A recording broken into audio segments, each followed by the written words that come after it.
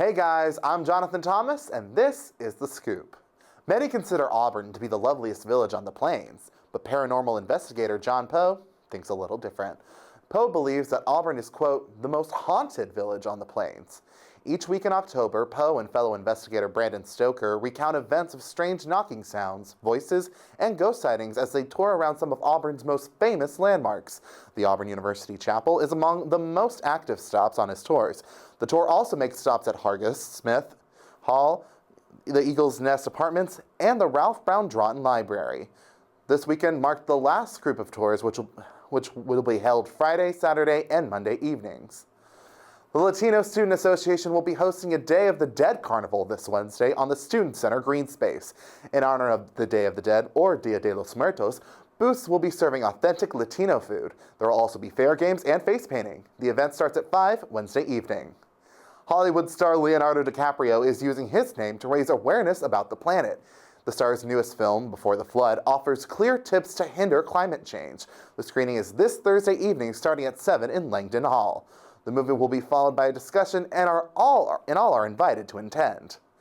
Vine, the popular 6-second video app, is no longer. The first change for Vine came when Twitter bought the app back in 2012.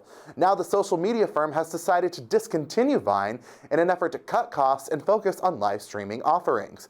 Vine's founder, Russ Yusufzai, ironically took to Twitter to express his disappointment with their decision to nix the video platform, frankly stating, "Don't sell your company."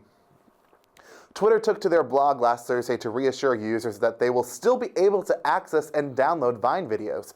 Twitter added that the changes to Vine will not take place right away.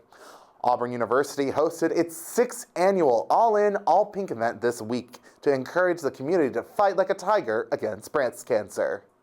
Today we are hosting All in All Pink. It's the 6th annual, the largest breast cancer event that Auburn University puts on every year to promote health and awareness for breast cancer.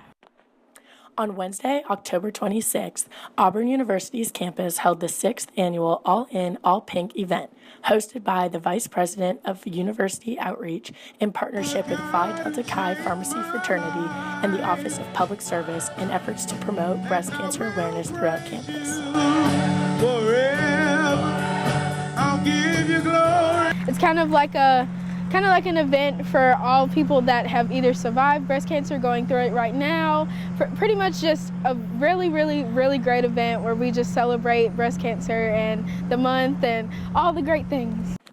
This event included speakers who had survived breast cancer themselves, performances by the Auburn Gospel Choir, and so much more. Tents were set up throughout the green space with different organizations to do things like test blood pressure, answer questions, and educate people about breast cancer awareness. Everyone I know. So doing here today, I've been going around the booths and checking those out. Actually had my blood pressure checked as well.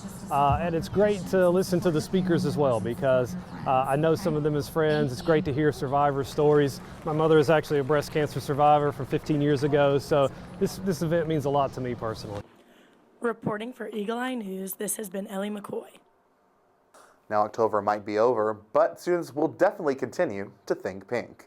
Well, that's all for the Weekly Sweep. For more entertainment news, be sure to follow us on Twitter at Eagle Eye TV. And stay tuned to hear from the Weekly Sweep panel. You're watching Eagle Eye TV, Channel 6. So, I just moved in with this family, and it's embarrassing. The little one, he likes to go outside and crawl around in the giant litter box. I don't know what he's doing. I mean, I was born and I knew how to use the litter box. Look at that! That's disgusting! Oh, poop already! You're making me nervous. Oh, okay, I can't look at this anymore. I really hope he grows out of this, for his sake. Hey guys, welcome to the Weekly Sweep. I'm Jayla, and on panel today we have Kennedy, William, and John. Sorry, Chelsea is not here, but we will hopefully fill in her spot. All right, let's jump right into topics. Kennedy, what do you have today? All right, you guys, so I'm super excited to talk about this. One of my favorite childhood TV shows is having a spinoff, and that is That's So Raven. I'm sure you guys have heard about that. So recently, Raven Simone, she works on The View now, and she announced that she will be leaving, but she'll be leaving because Disney Channel is going to create a spinoff of That's So Raven. So we're not so sure if some of the former cast members will be on there, but she will say that she's going to be a single mom. She's going to have a son and a daughter, and one of them will inherit one of her psychic abilities. So that will be definitely interesting. And what I'm excited about this is that she will be executive producer of it, so I feel like she's going to do a pretty great job. Because, sometimes when people do spin-offs, it's not so great. Like, they did Girl Meets World, which is a spinoff of Boy Meets World, and honestly, I'm not ashamed to say I still watch Disney Channel. I like Girl Meets World, so. I don't. I mean, it's okay, but I feel like Raven Simone is going to do a great job with this spinoff. And like I said, we're not sure if some of the old cast members are coming back, but one of the former cast members, Orlando Brown, who you guys know played Eddie, recently made a video that TMZ posted, and he's basically saying that That's So Raven is not That's So Raven without the whole cast. And so I'm thinking he's like trying to say maybe I should be in the Raven, but I honestly don't think she's gonna put him on there because he's had some issues. He's had a lot of issues. He doesn't even look the same. So. Well, then I'll just say the show is That's So Raven, not That's So Raven and Friends. So. True. But it's not the whole original cast, and I understand that. But he needs to stay away from the set. He has been in jail, done a lot of stuff. It's just he's not living life right now. So, but he's living life. It's just not all that good. Yeah. That's the thing. But I can't wait. But William, what is your topic about today? All right, so on the note of Disney, they are going to be remaking Snow White in live action. Now, I'm not really sure how to feel about this. They've been doing this with a lot of their movies lately. They announced they're going to be doing a Lion King remake in live action. But this one, it gets kind of strange because it's not like, they're doing a live action remake of Aladdin and The Little Mermaid, and obviously Beauty and the Beast also. But this one's a little different because it's not only signed on to be a Snow White remake, but they've already got a spin-off plan, and there's going to be a spin-off movie or even maybe movie series about Snow White's sister, who I don't remember her having a sister in the original movie, but that's a thing now, so it's going to be called Rose Red. They've already got this all lined up. They're going to get the producers from the Fox's live action Grease that they had a few years back. Last year. Yeah, last year. And so they're getting the producer back on for that. So I don't know, that got good reception. So I feel like this could be a good idea. I think it's a big gamble messing with all these childhood classics, and we've already had a Snow White live action remake We've had recently. two. Yeah, the Huntsman movies, and those weren't Disney, but I mean still, that's fresh in public memory. So they're taking a pretty big gamble here, it sounds like to me. I don't know. I didn't know Snow White had a sister, but okay. Yeah, that's random. All right. Yeah. But John, what about your topic? Okay, so the woman, the legend, Miss Lady Gaga, is a very busy woman these days. She just released her album, which just debuted at #1.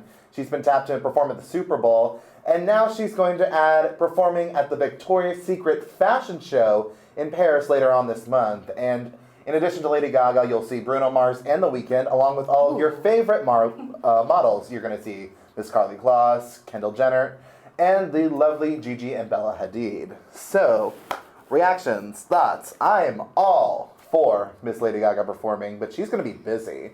I thought she spent the past 2 years just hiding out, just trying to find out who she was.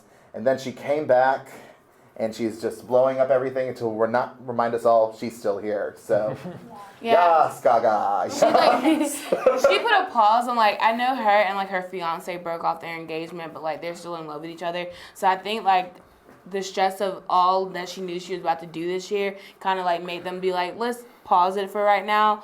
And I'm excited. This is just another notch on her belt performing at the fashion show. It's going to be awesome, especially with the other performers you said. Bruno Mars, The Weeknd. It's going to be a great show. All right, now for my topic. You guys, you know how many times we have talked about American Horror Story on this show? It's been a moment. Well, we keep talking about it every now and then, but it's here again.